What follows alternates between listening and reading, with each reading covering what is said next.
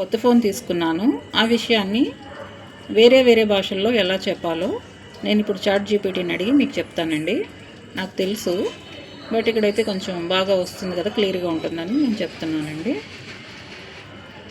ఇంగ్లీష్లో అయితే I took a new phone అని చెప్తాం. ఇక్కడ ఏ నేను యాడ్ చేయలేదు, స్కిప్ అయిపోయింది.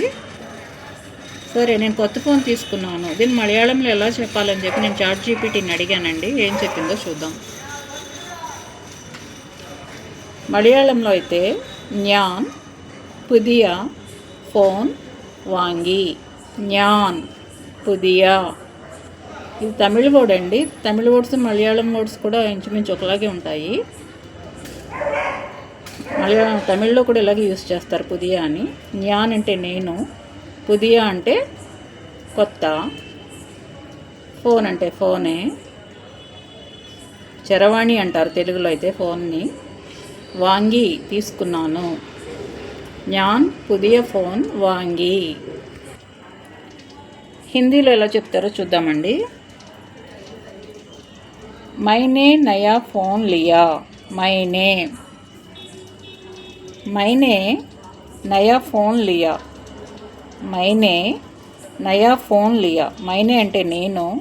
మైనే అనే వర్డ్ ఎప్పుడు కూడా పాస్ట్ టెన్స్లో మాత్రమే వాడాలండి, గుర్తుపెట్టుకోండి. నే అనే వర్డ్ ఎప్పుడు కూడా పాస్ట్ టెన్స్లోనే వస్తుంది. నౌన్ అయినా ప్రొనౌన్ అయినా, నామవాచకమైన సర్వనామమైన దాని తర్వాత నే వస్తే కనుక ఆ సెంటెన్స్ పాస్ట్ టెన్స్లో ఉందని అర్థం. పాస్ట్ టెన్స్ ఎప్పుడు కూడా హిందీలో యా గుణింతంతో ఎండ్ అవుతుందండి. యా గుణింతంలో ఏ లెటర్ అయినా రావచ్చు, అంటే యా రావచ్చు, ఈ రావచ్చు, ఏ రావచ్చు, ఈ మూడే వస్తాయండి. యా గుణింతంతో ఒక సెంటెన్స్ ఎండ్ అయింది అంటే ఫాస్ట్లో ఉన్నట్టు. ఒక సెంటెన్స్ స్టార్టింగ్లో నే వస్తే కూడా పాస్ట్ టెన్స్లో ఉన్నట్టే. కన్నడలో చూద్దామండి. నేను ఇప్పుడు కన్నడలో అడిగాను, ఏం చెప్తుందో చూద్దాము. కన్నడలో అయితే నాను ಹೊಸ ఫోన్ తెగిదుకొండే. తెగిదుకొండే అని చెప్పచ్చు, తగొండే అని కూడా చెప్పచ్చు. కన్నడలో అయితే నాను అంటే నేను, ಹೊಸ అంటే న్యూ, ఫోన్ అంటే ఫోనే, చరవాణి ఇన్ తెలుగు. తెగిదుకొండే తీసుకున్నాను. తగొండే అంటారు, ఎక్కువగా తగొండే యూస్ చేస్తారు. కరెక్ట్ యూసేజ్ వచ్చి తెగిదుకొండే. ನಾನು ಹೊಸ ಫೋನ್ ತೆಗೆದುಕೊಂಡೆ. ನಾನು ಹೊಸ ಫೋನ್ ತೆಗೆದುಕೊಂಡೆ. ನಾನು ಹೊಸ ఫోన్ తెగిదుకొండే. తమిళ్లో చూద్దామండి, తమిళ్లో ఏమంటారో. నాన్ అంటే నేను. నేను. పుదియ, మలయాళంలో వచ్చింది కదండి సేమ్ వర్డ్. చెప్పాను కదా, తమిళ మలయాళం ఇంచుమించు ఒకేలా ఉంటాయండి. వీళ్ళు కజిన్స్లా ఉంటారన్నమాట, చాలా పోలికలు ఉంటాయి.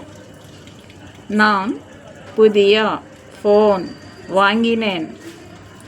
మలయాళంలో అయితే వాంగి అని వచ్చింది, ఇక్కడేమో వాంగినేన్ ఇన్ తమిళంలో అయితే నేను కొత్త ఫోన్ తీసుకున్నానని చెప్పడానికి నాన్ పుదియ ఫోన్ వాంగినేన్. నాన్ పుదియ ఫోన్ వాంగినేన్. నాన్ పుదియ ఫోన్ వాంగినేన్. ఇప్పుడు తెలుగు అండి. తెలుగులో ఎలా చెప్తారో చూద్దాం. మనం తెలుగు వాళ్ళం కాబట్టి మనకు ప్రాబ్లం ఏం లేదు, కానీ వేరే లాంగ్వేజెస్ వాళ్ళకి యూజ్ అవుతుందండి. తెలుగులో అయితే నేను కొత్త ఫోన్ తీసుకున్నాను.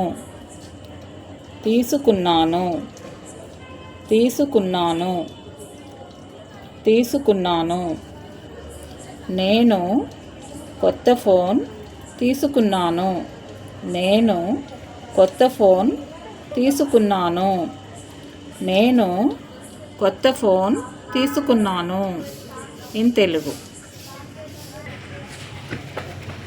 నేను కొత్త ఫోన్ తీసుకున్నాను ఇంగ్లీష్లో అయితే ఇలా చెప్పాలండి. I took a new phone. I took a new phone. I took a new phone.